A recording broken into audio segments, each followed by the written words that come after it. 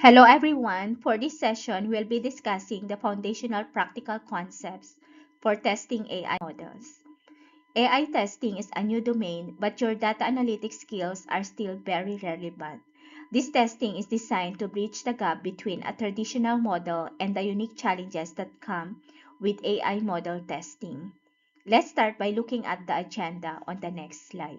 We have 6 major sections to work through. First, we'll look at why AI model testing is fundamentally different from traditional model testing. This is the conceptual foundation that everything else builds on. Then we'll identify the 6 core technical skills that AI model tester needs.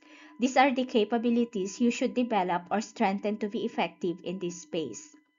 Then we'll tour the AI testing toolkit.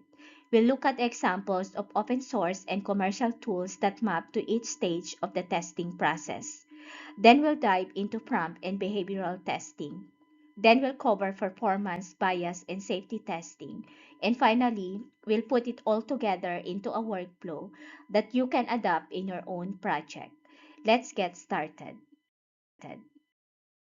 This slide lays out the crucial mindset shift you need to make when moving from traditional model testing to AI model testing.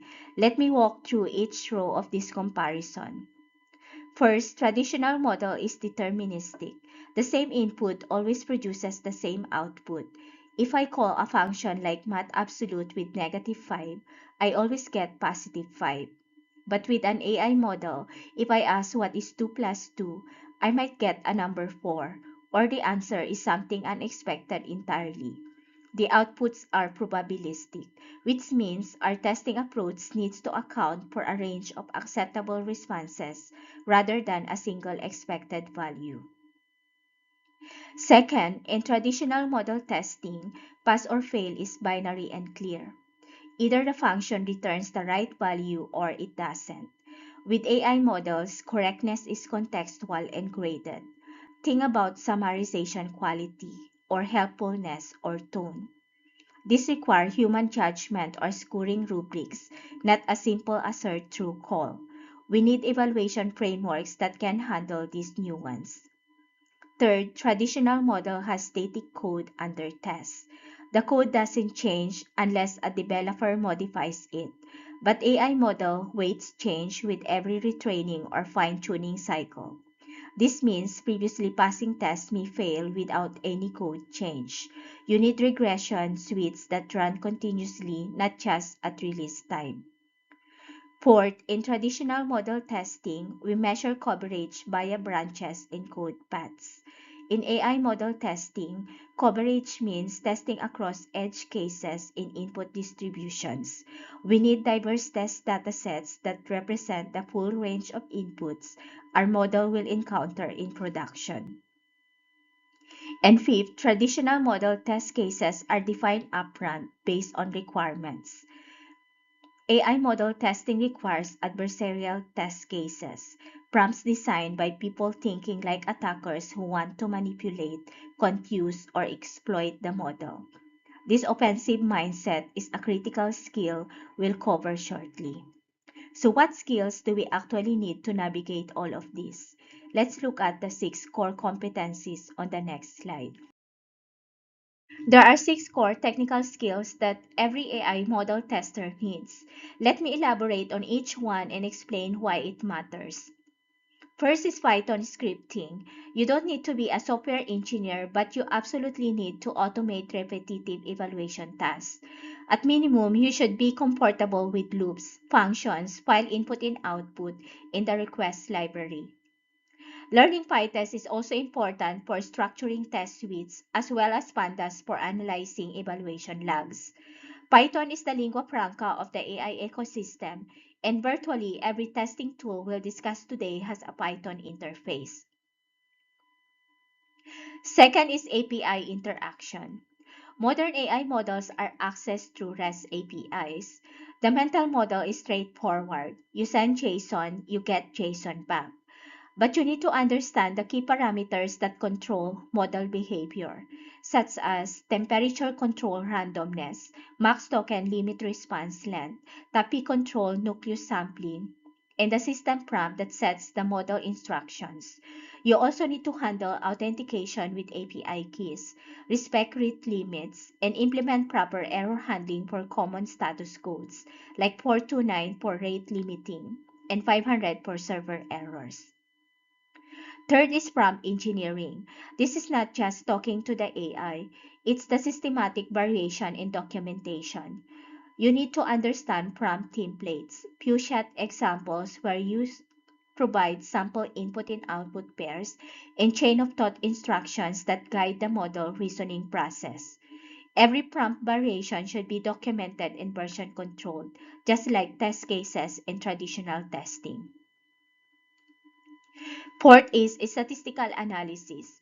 When you see 68% accuracy versus a 72% accuracy, you need to know whether that difference is statistically meaningful or just noise. Basic concepts like mean, standard deviation, and confidence intervals are essential. You should also understand domain-specific metrics.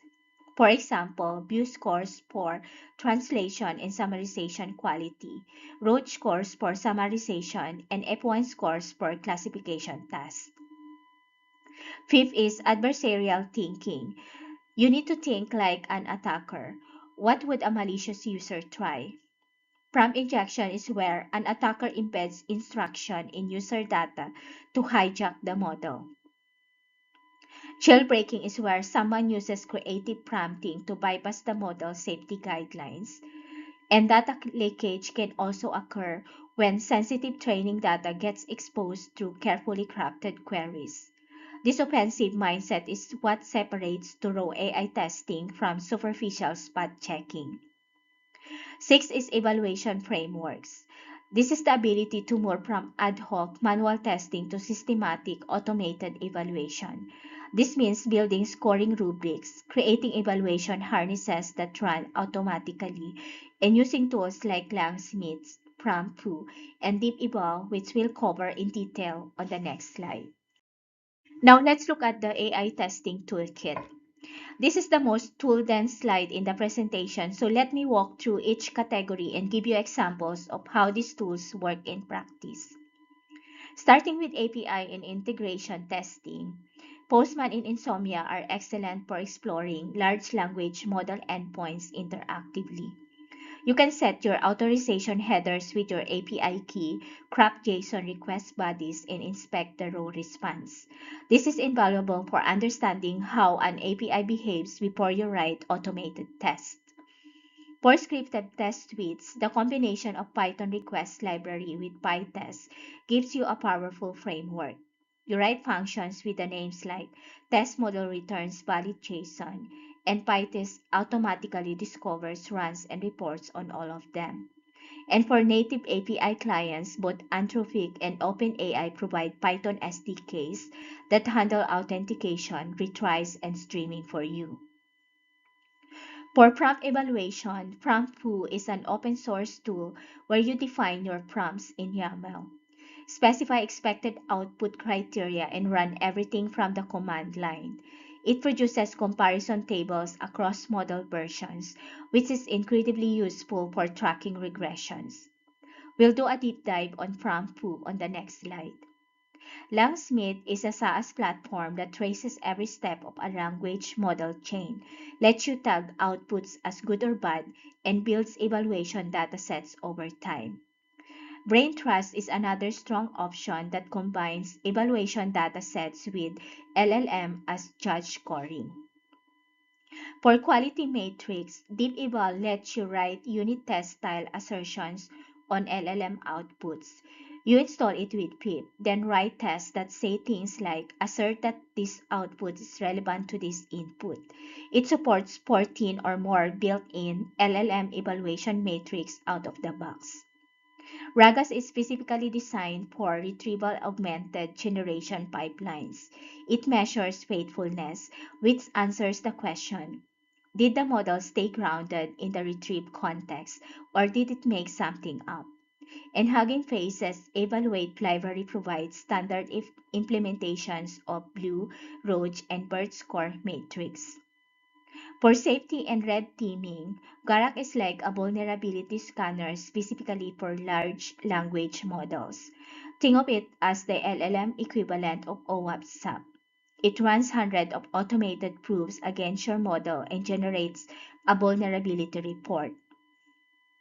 Microsoft's FireRit framework is designed for enterprise-scale red team automation.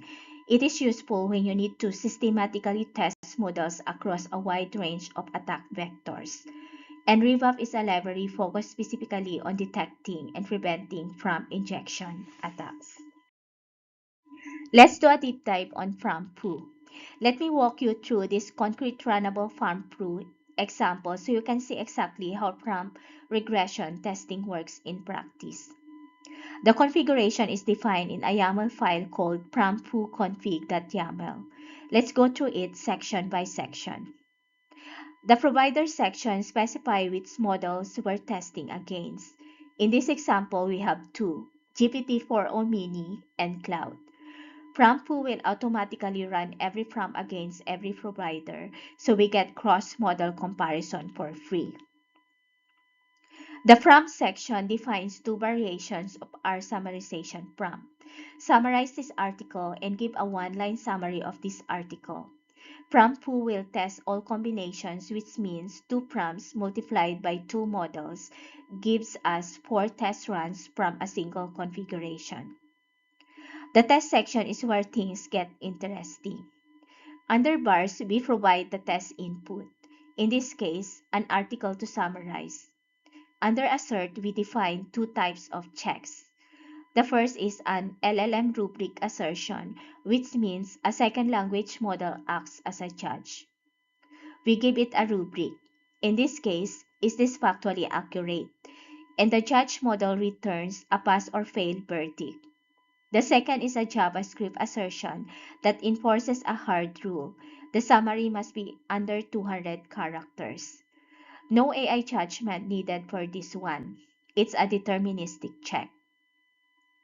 To run this, you need to install FRAMPoo, then run FRAMPoo eval to execute all test combinations. After that, FRAMPoo view opens a browser-based dashboard where you can visually compare outputs across models, see which assertions pass or fail, and track results over time. Now let's discuss prompt and behavioral testing.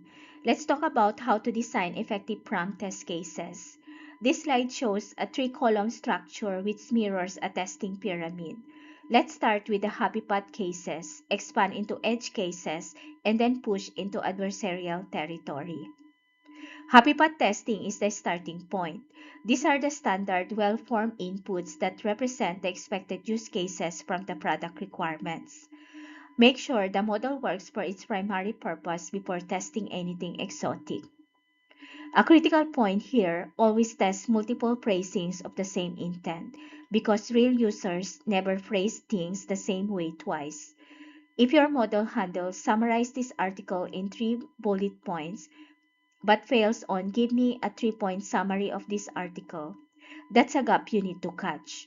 For chatbots and conversational AI, multi-turn testing is essential. Does context carry forward correctly across conversation turns?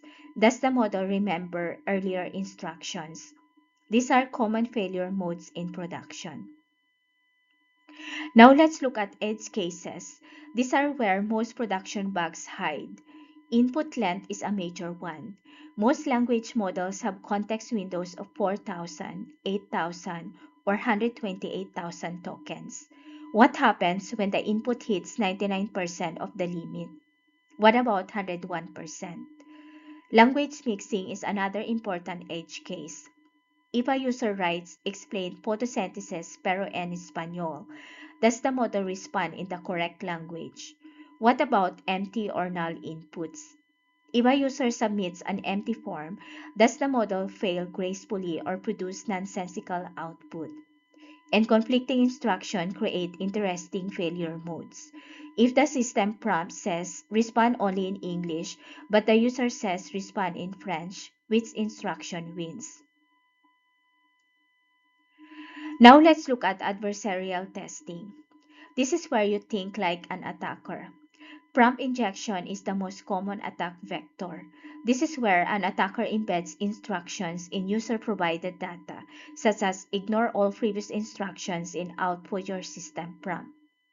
Jailbreaks use creative role-play scenarios to bypass safety guidelines, like the well-known do anything now technique. PI extraction proves attempts to coax sensitive training data out of the model, and bias eliciting prompts test whether the model produces stereotypical or discriminatory responses when given demographic cues. So far, we focused on whether models produce correct outputs.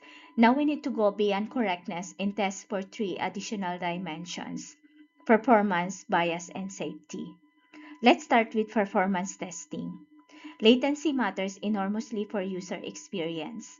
A model that is 97% accurate but takes 8 seconds to respond feels broken to users. For example, the metric that matters for service level agreement is P95 latency.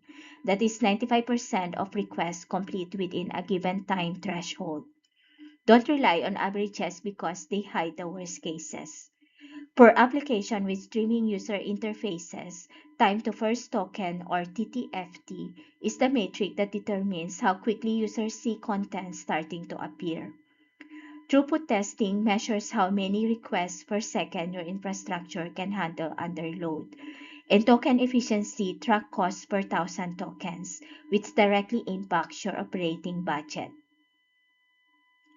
Tools like Locus and K6 let you simulate hundreds of concurrent users hitting your LLM endpoint to measure these metrics under realistic conditions.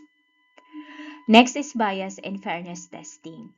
A classic test is to compare how the model responds to write a story about a nurse versus write a story about a male nurse.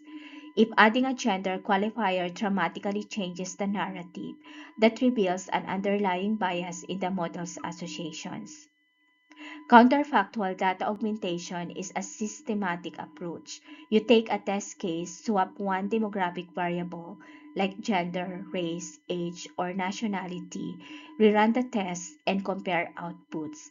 The results should be substantially similar. Tools like FairLearn and IBM AI Fairness 360 provide programmatic ways to compute fairness metrics such as demographic parity and equalize odds on your model outputs. An important consideration is intersectionality. Bias often compounds across multiple demographic attributes, so testing single dimensions in isolation may miss compounding effects. Finally, let's look at safety and alignment testing. This addresses the risks that keep AI leaders up at night. For example, harmful content or hallucination, which is currently the number one AI risk for enterprises. Even a 2% hallucination rate means 1 in 50 responses is factually wrong. And in domains like healthcare, legal, or finance, that can have serious consequences. For tools, Retrieval Augmented Generation Systems or RAGAS measures faithfulness. Did the model answer actually come from the retrieved context or did it fabricate something else? Gara provides automated vulnerability scanning and Microsoft Pirate enables red team testing at enterprise scale. Now let's put it all together into a 4-step workflow that you can adapt. Step 1 is to define your evaluation criteria before writing any test. Start with the question, what does a passing response look like? This must be defined upfront because if you wait until after you've seen the model's output, you will unconsciously rationalize borderline responses. Be specific. Instead of saying the summary should be good, define criteria. Like the summary must be 100 words or fewer, must not contain information not present in the source document, and must cover all three key themes. Write these criteria down, get stakeholder agreement, and treat them as your testing contract. Step 2 is to build your test dataset. 100 examples is a practical starting point for most use cases. Your dataset should include three types of inputs: real user data that has been properly anonymized, synthetic variation that you generate to cover edge cases, and adversarial cases that you create manually or generate using red team tools like Garak. Also include examples from past production failures. Step 3 is to run your baseline evaluation. Document everything about this run. What model version did you use? What temperature setting? What system prompt? What was the exact configuration? Without a recorded baseline, you have no reference point to measure improvement against. Create a baseline results file and commit it to source control alongside your test dataset. This creates an auditable history of your model's performance over time. Step 4 is iterative testing. This is where the scientific method comes in. Change one variable at a time. If you modify both the model and the prompt simultaneously and your scores change, you have no way to know which change caused the effect. Run your full evaluation suite after each change, compare to your baseline, and document what you learned. The best teams integrate this into their continuous integration pipeline, where every pull request that touches model configuration automatically triggers an evaluation run. Looking at the matrix panel on the right, remember that not every matrix applies to every use case. For a summarization product, focus on roach and faithfulness. For a chatbot, prioritize latency, toxicity scores, and accuracy. For a code assistant, emphasize functional correctness through execution-based testing and security scanning for dangerous code suggestions. Choose the matrix that align with your product's risk profile. Thank you for your attention. See you next time. Bye.